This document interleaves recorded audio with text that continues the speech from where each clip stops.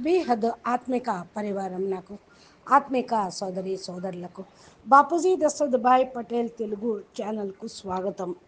మనము ఈరోజు బాపూజీ ద్వారా మహాకాల ప్రళయంలో పరమ సత్య సనాతన జ్ఞానంను స్వయం మరియు తమ యొక్క పరివారంను ఎలా రక్షించుకోవాలి అనేటువంటి విషయం గురించినటువంటి టాపిక్ బాపూజీ ద్వారా మనము తెలుగులో తెలుసుకుందాము.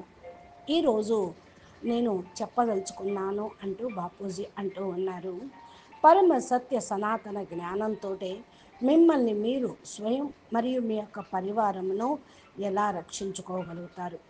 మహాకాల ప్రళయంలో అయితే ఏదైతే జరిగేది ఉందో అది ప్రపంచం అందరికీ కూడా తెలుసు.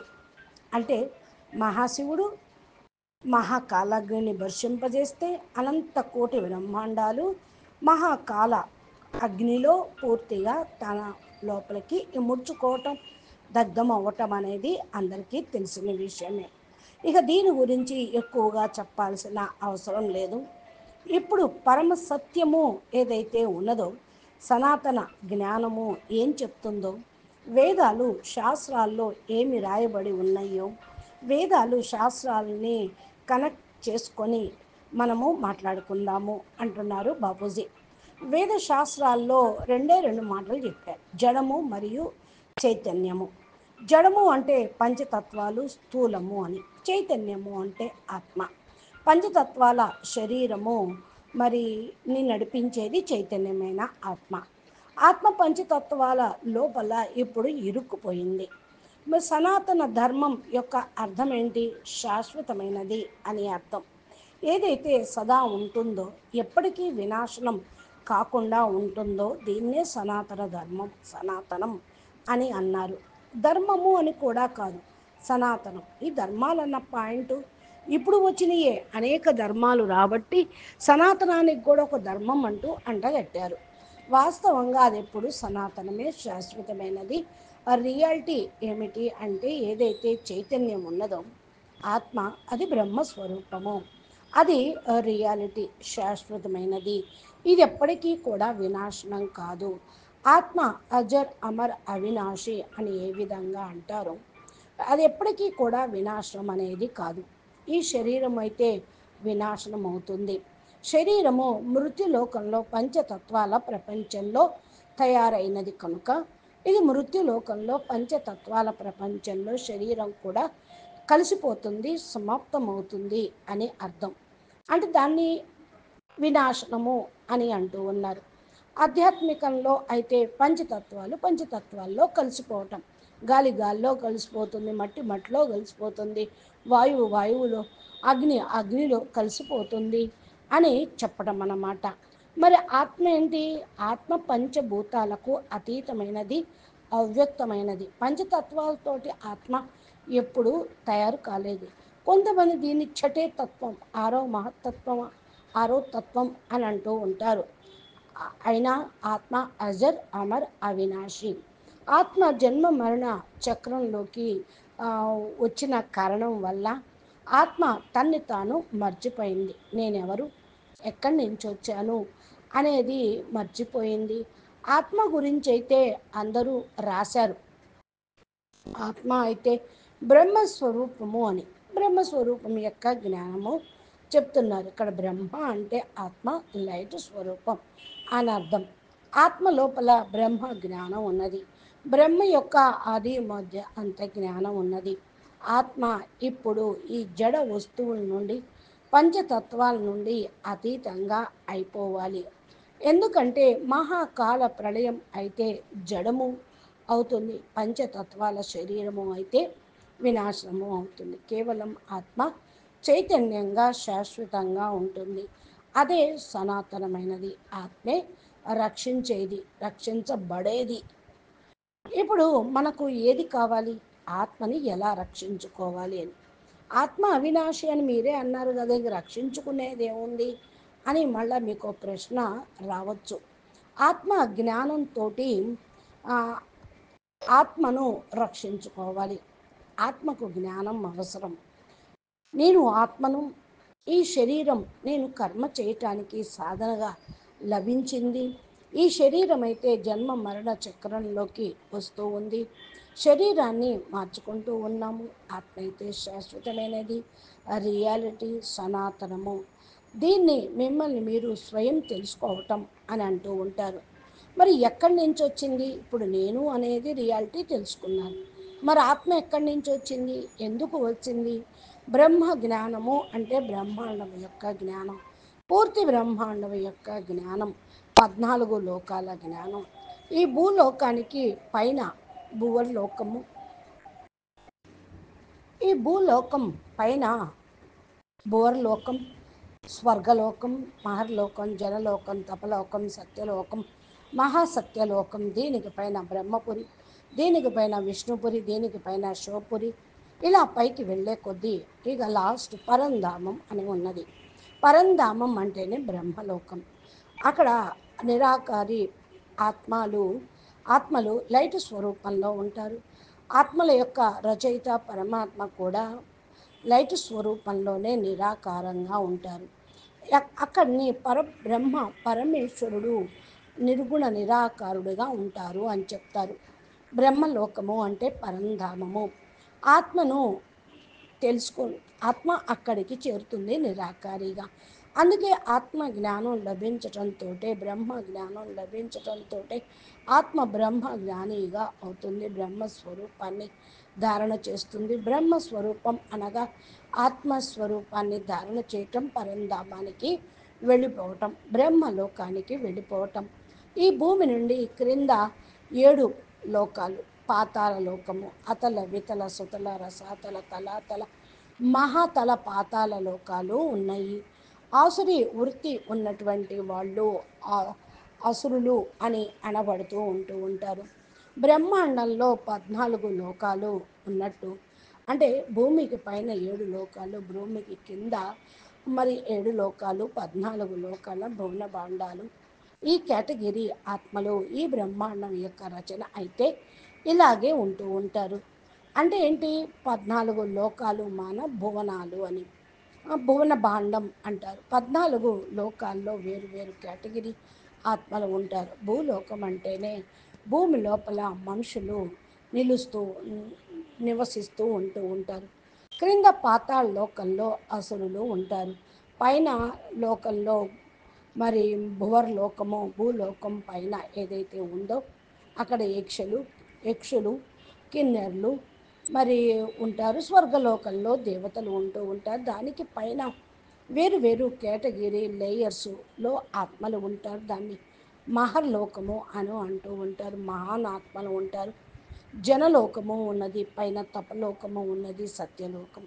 ఇక్కడ వేరు వేరు కేటగిరీ ఆత్మలు వాళ్ళ పురుషార్థం అనుసారంగా పైకి బ్రహ్మలోకానికి వెళ్ళుటకు, పరంధామానికి వెళ్ళుటకు పురుషార్థం చేస్తూ ఉన్నారు. వీళ్ళందరూ కూడా భూలోకంలో జన్మ మరణ చక్రంలోకి వచ్చి సాధన చేసి వాళ్ళు ముక్తి మోక్షం పొందుటకు, బ్రహ్మలోకానికి ఎడుటకు కొద్దో గొప్ప సాధన చేసిన వాళ్ళే.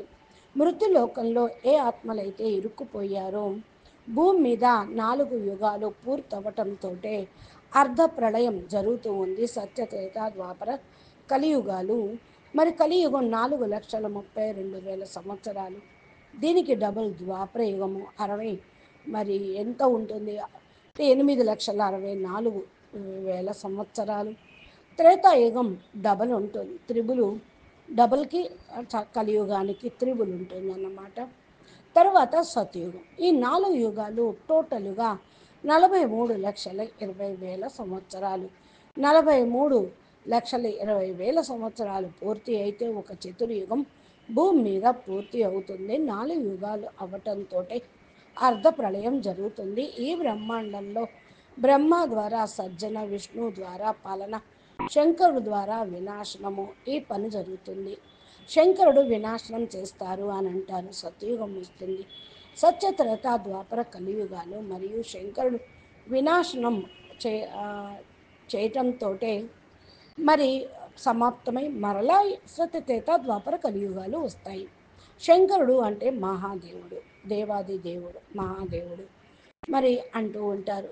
ఇక్కడ బ్రహ్మ ద్వారా స్థాపన, విష్ణు ద్వారా పాలన, శంకరుడు ద్వారా వినాశనము అని చెప్తూ ఉన్నప్పుడు, విష్ణువు కూడా ఈ భూమి మీద అనేక అవతారాలు తీసుకున్నట్లుగా కూడా మనకి తెలుస్తూ ఉంది.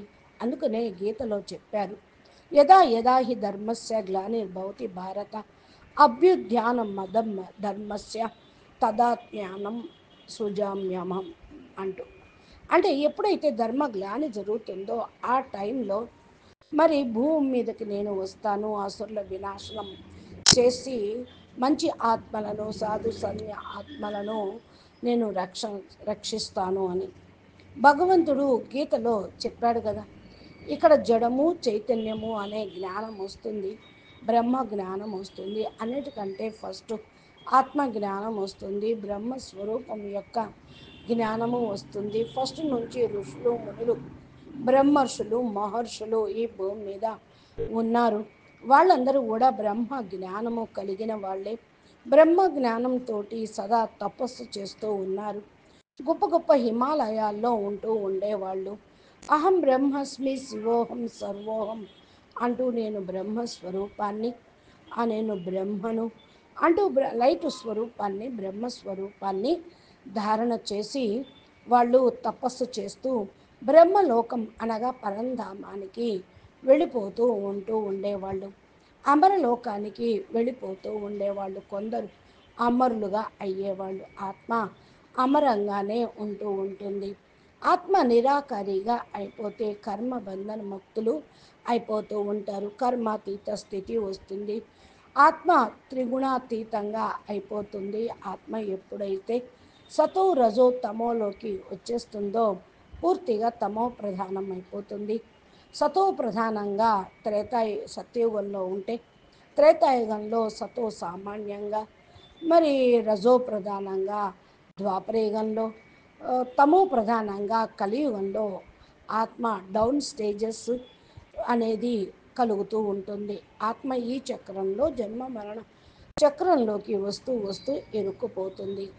ఆత్మ అయితే కర్మ బంధనలోకి వచ్చేస్తూ ఉంది. ఆత్మ పైన పూర్తిగా ఆత్మ అయితే పూర్తిగా పరం ప్రకాశము, పరం లైట్కు సంబంధించింది. ఆత్మ లోపలే మనసు, మనసు లోపల బుద్ధి, బుద్ధి లోపల సంస్కారాలు ఉంటూ ఉంటాయి. ఎప్పుడైతే జ్ఞానం వస్తుందో బ్రహ్మ జ్ఞానం గురించిన వీడియోలు మీరు తెలుగు ఛానల్లో బాపూజీ చెప్పినవి ఉన్నాయి, చూడండి. ఇంకా బ్రహ్మ జ్ఞానంతో లాభాలు ఏంటో దాని గురించి కూడా చెప్పడం జరిగింది. ఎప్పుడైతే బ్రహ్మ జ్ఞానం వస్తుందో నేను ఆత్మని, బ్రహ్మస్వరూపాన్ని, ఆత్మ చైతన్యమును, నేను సత్ స్వరూపమును, ఎంత జడము, మృత్యులోకము, నేను అమరలోకానికి వెళ్ళాలి. అమరలోకానికి వెళ్ళటానికి బ్రహ్మ జ్ఞానం తప్పనిసరి. బ్రహ్మ జ్ఞానము అంటే బ్రహ్మాండం యొక్క ఆది మధ్య అంత్య జ్ఞానము చెప్పటము. బ్రహ్మాండం యొక్క ఆది అనగా ప్రారంభము. ఎలా ప్రారంభమైంది? ఆది శివుడు, ఆది శక్తి శివపురిలో ఎవరైతే ఉన్నారో వారు ఎలా రచన చేశారు? నిర్గుణ నిరాకార బ్రహ్మ స్వరూపము ఒక సంకల్పం చేయటంతో అనేకం అయిపోవాలి అనుకోవటంతో నిర్గుణ నిరాకారుడు మరి సంకల్పం చేశారు. శివుడు ఆలోచనతోటే నిరాకారి శివుడు ఆకారి రూపంలో అయిపోయి ఆయన సదాశివుడిగా అవ్వటం జరిగింది. తర్వాత సదాశివ్గా అయ్యి ఆది శివుడిగా అని చెప్పబడుతూ ఉన్నారు. ఆది పరం పురుషు అని కూడా అంటారు. ఈ ఆది శివుడు ఆది శక్తి యొక్క రచన చేసి శివశక్తులు ఇద్దరు కంబైండ్గా విష్ణువుని రచన చేయటం, విష్ణు యొక్క నాభి నుండి బ్రహ్మ రావటము, బ్రహ్మ ఏడుగురు పరం పురుషుల్ని సృష్టించటం, వీళ్ళు సప్త లోకాలను తయారు చేయటం, నెమ్మది నెమ్మదిగా దేవతలు అవ్వటము, దేవతలు మళ్ళా మనుషులు అవ్వటం, కింద అసురులుగా అవ్వటం, ఇలాగా పూర్తిగా బ్రహ్మ జ్ఞానంలోనే చెప్పబడుతూ ఉంటుంది. బ్రహ్మాండం యొక్క ఆది మధ్య అంత్య జ్ఞానము. ఇంకా బ్రహ్మ యొక్క ఆయుష్ ఎలా ఉంటుంది, దీని యొక్క వివరణ, మరి బ్రహ్మ యొక్క రచన ఇంకా ఎలాగా డౌన్ఫాల్ అయింది అనేది మనం నెక్స్ట్ వీడియోలో తెలుసుకుందాము. బాపూజీ దశరథభాయ్ పటేల్ తెలుగు ఛానల్ని మీరు సబ్స్క్రైబ్ చేసి గంట సింబల్ని ప్రెస్ చేస్తే నోటిఫికేషన్ రూపంలో మీకు బాపూజీ చెప్పేటువంటి జ్ఞానము, బ్రహ్మ జ్ఞానము అర్థమవుతుంది. కాబట్టి మీరు ఈ యొక్క ఆత్మను గురించి తెలుసుకొని ఆత్మస్వరూపంగా, బ్రహ్మస్వరూపంగా మిమ్మల్ని మీరు ఈ మృత్యులోకం నుండి రక్షించుకొని అమరత్వాన్ని పొందుటకు జ్ఞానము వినండి, ఆధ్యాత్మిక మార్గాన్ని అవలంబించండి. అచ్చా, పరం శాంతి. నమస్తే, ధన్యవాదాలు. బేహద్కే బేహద్, పరం పరం పరం, మహాశాంతి హై, మహాశాంతి హై, మహాశాంతి హై. నమస్తే. ఈ యొక్క వీడియో మీకు జ్ఞానం అర్థమైతే, ఎవరికన్నా బ్రహ్మ జ్ఞానం తెలియచేయాలి అనుకుంటే మీ ఇంట్లో చిన్నపిల్లలకి, వృద్ధులకి, ఫ్యామిలీ మెంబర్స్కి కూడా ఈ వీడియోని షేర్ చేయండి. మీకు నచ్చితే లైక్ చేయండి, మంచి కామెంట్ పెట్టండి. నమస్తే, ధన్యవాదాలు. పరం మహా శాంతి. బేహద్ ఆత్మిక